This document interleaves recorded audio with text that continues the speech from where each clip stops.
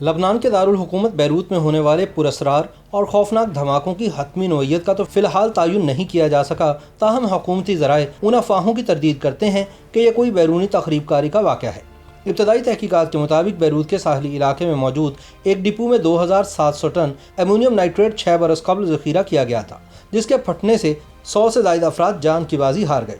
تاہم اصل سوال یہ ہے کہ امونیم نائٹریٹ کے ذخیرے میں دھماکے کس وجہ سے ہوئے۔ اسرائیلی حکومت نے ان افواہوں کی تردید کی ہے کہ یہ دھماکے ان کی جانب سے میزائل حملے کی وجہ سے ہوئے۔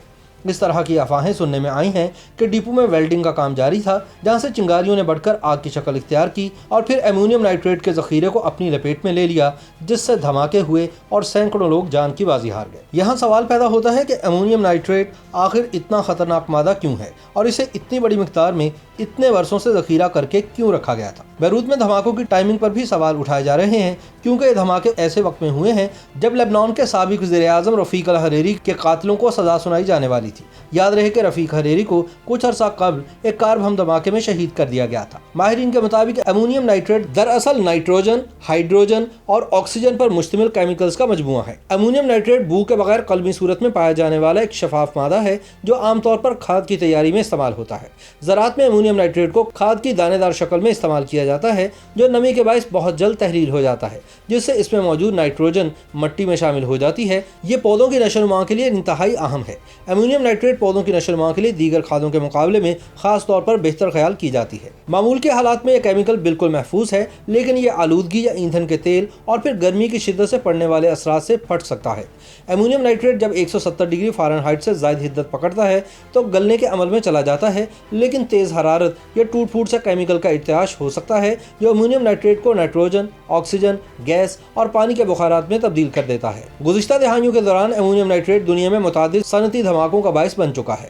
ان میں خاص طور پر سن 1947 میں امریکی ریاست ٹیکساس میں ہونے والا دھماکہ قابل ذکر ہے، جہاں ایک کارخانے میں 2300 ٹن امونیم نائٹریٹ کا ذخیرہ پھٹ گیا، جس کے نتیجے میں 500 افراد مارے گئے۔ چین کے شہر تیانجن میں بھی سن 2015 میں اسی مادے کے پھٹنے سے ہونے والی تباہی میں 170 سے زائد افراد ہلاک ہوئے تھے۔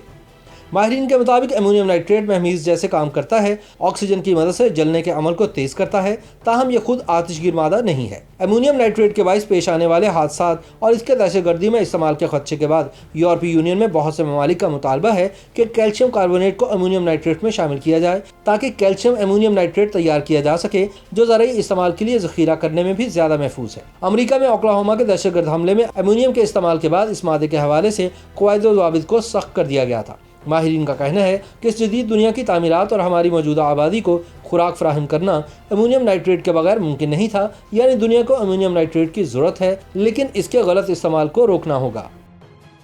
YouTube پر گوگلی نیوز دیکھنے کے لیے youtube.com کی سرچ بار میں googly news T V type کریں۔ گوگلی نیوز کے پیج پر سرخ رنگ کے سبسکرپشن والے بٹن پر کلک کرنا نہ بھولیے۔ YouTube پیج پر اپلوڈ ہونے والی ویڈیوز سے باخبر رہنے کے لیے بیل آئیکن پر کلک کیجیے۔ آپ کو ہر نئی ویڈیو کے بارے میں نوٹیفیکیشن موصول ہو جائے گا۔